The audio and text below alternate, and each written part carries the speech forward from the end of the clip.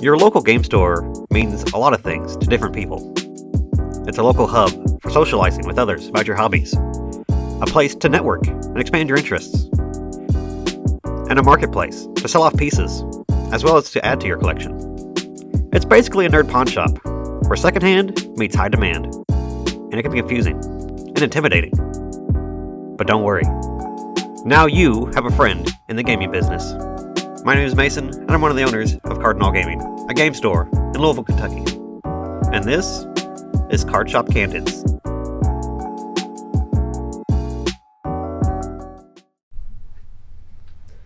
Hello friends, Mason here, Cardinal Gaming.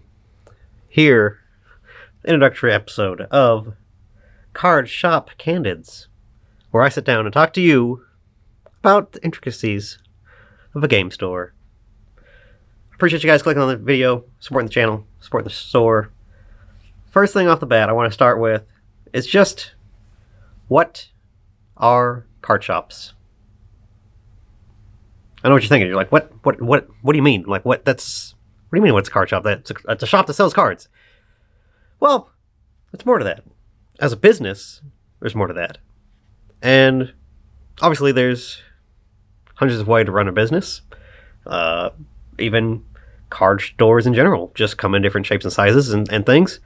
You have stores that sell sports cards and card games, and you have people that do like what we do with all kind of encompassing games, with video games and other like tabletop board games, that kind of style stuff. Just a general game store.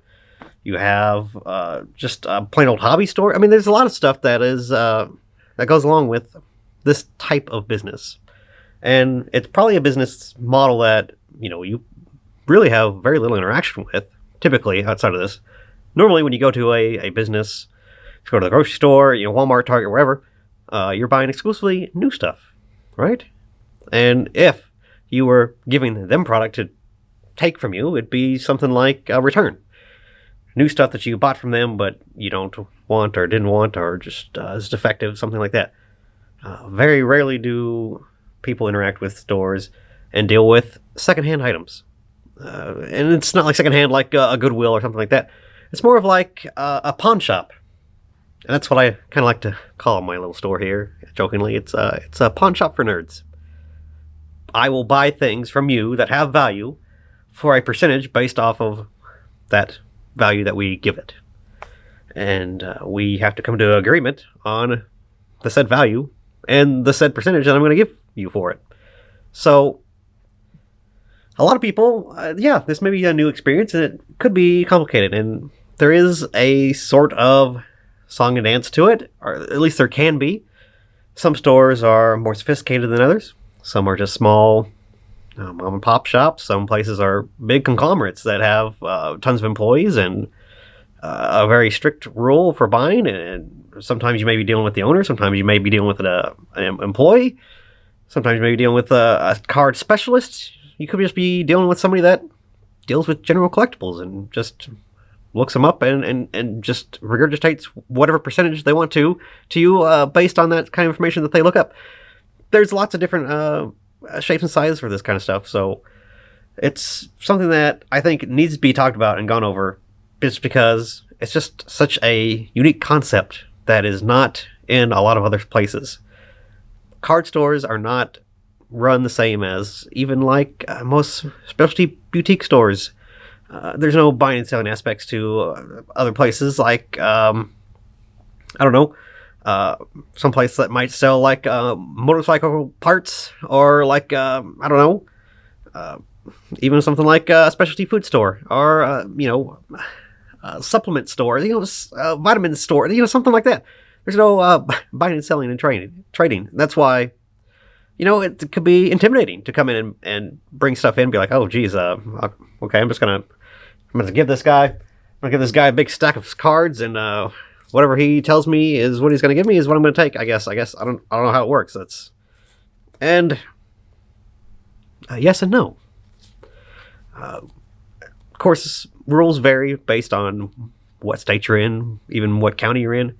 For example, the county that I'm in, most secondhand stores have to follow some sort of policy about police holds. And I'll talk about these things more and more when I go into detail about them, just for your information, just so you know what's happening even behind the scenes after you sell stuff to us. Or if you want to buy something that you see brought in. And, there may be rules that imply if over a certain dollar amount that things has to be held. All these things are very new concepts to people. Because we operate with video games, for example, anything that has a serial code and over a certain amount gets ran through a system called Leads Online. Leads Online is basically a database of secondhand transactions and purchases that I, as a business, take in, and the police, depending on what they're looking for, and detectives can search this database based off of keywords or just items, and serial numbers especially are especially good.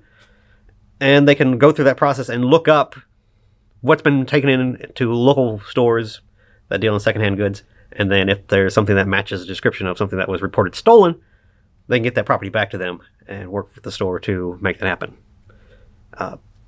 There's rules like that, and there's card stores that absolutely don't do that at all, don't have any idea what that is and what the process is like. Again, it's going to be a policy thing and based off your state, your county, and just whether or not your store wants to go through that effort. So stuff like that, very important.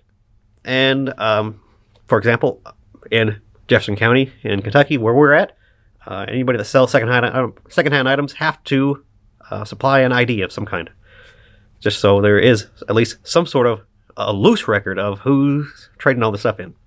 So anytime that there's a trade-in even or just for cash, if you're not already in our system, we have to have an ID, and you have to be over 18. Again, some places don't follow those rules, so that's one thing. If you don't have an ID, you can't sell cards to us. It's just the way it is. Again, it's not this going to be this way for everybody, but that's how we do it. That's how we roll around here. Other things that you need to think about, things like buy percentages are going to be different. I've talked to stores all across the country that buy at certain rates, and I have a policy that here I thought would be universal, and it wasn't. For example, we give more percentage on higher priced items.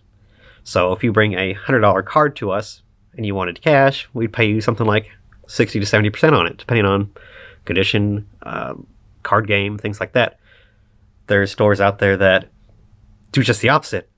The more expensive it is, the less percentage they give you. I've never heard of that, but I was talking to a store yesterday that proved me wrong. So again, there's no hard, fast rules, but there are things that I can run through and give you examples of that will help you make a decision, and even pick and choose stores that you want to go into. Again, whether you go to a comic shop or a game store or a sports card store that may deal in Pokemon, all these people are going to have different levels of knowledge. Their business is going to be in different stages, and they're going to be either more aggressive or less aggressive based on just how knowledgeable they are. And this isn't just for trading stuff in. You can also apply this to buying as well. When you want to look in a case and look at something, all that stuff, how it's laid out, how that's displayed, how much care is given. Are they in sleeves? There are card stores, or just stores in general out there, that don't put cards in sleeves in glass display cases. I don't understand it, but they exist and they're out there. So all these things are going to be what we're going to be talking about. And hopefully things that you guys are interested in and actually want to know things about. If there are things that you want to know about, hit me up down in the description, the comments. Go down to the comments and let me know if you have a specific question or something about a card store that you've always wanted to know. I think that'd be a nice place to start. And as we go through the series and start off, what kind of stuff would you guys want to know about? And if you know something about a topic, what did I miss?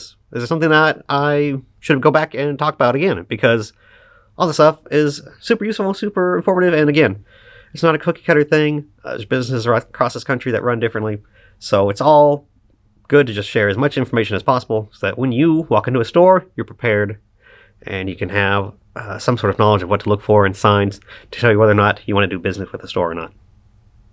That's it. That's the start. That's the introduction. Welcome to Card Shop Candid. Hopefully you guys found this interesting, and we'll continue to find this series interesting.